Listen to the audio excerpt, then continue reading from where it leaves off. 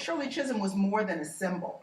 Charlotte Lynch, the filmmaker, spoke at the morning session. She said, well, Shirley Chisholm has been mislabeled as simply a symbolic figure, that her bid was a symbolic bid. And she urged us to think of her as a strategist.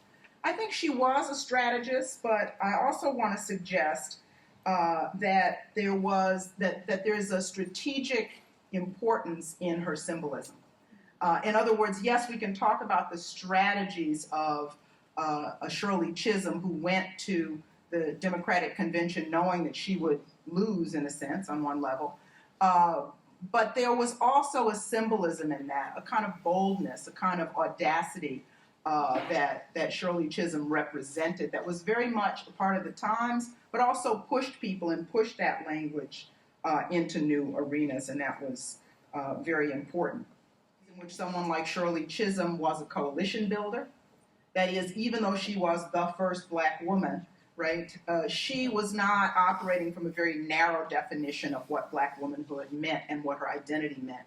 She was linking with a variety of issues. She was outspoken not only about what were termed black issues and what were termed women's issues, but she talked about the war in Vietnam. She talked about poverty. This was a part of a holistic vision. We might call this an intersectional analysis. But Shirley Chisholm was someone who was building coalition and building bridges as a strategist and also as a symbol, because she was a symbol for a lot of people, some of whom looked like her and some of whom didn't. And she represented a kind of militant truth-telling in the political arena.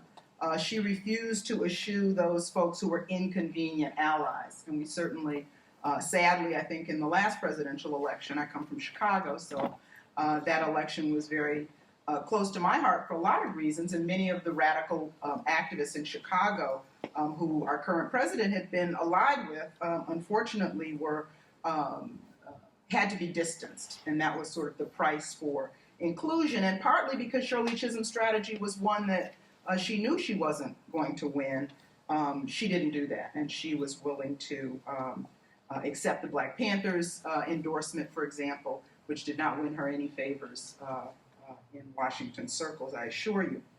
But she was able to get beyond that kind of pragmatism. I think to be reminded, though, in looking at a Shirley Chisholm or even an Ella Baker, that we don't want to do to Shirley Chisholm what sometimes we do to male politicians and political leaders, which is to, make her perfect, to make her this person that was, above any contradictions and above any kind of weaknesses. And I thought it was very interesting this morning when Josh Gill really raised the issue of some endorsements that Shirley Chisholm made of politicians that, I think some of us gasped, of some very conservative politicians who we don't hold in very high esteem. And that was maybe a tactical move on Shirley Chisholm's part at that time. So unbought and unbossed, true, but also working within the confines of an electoral system that forces certain kinds of compromises.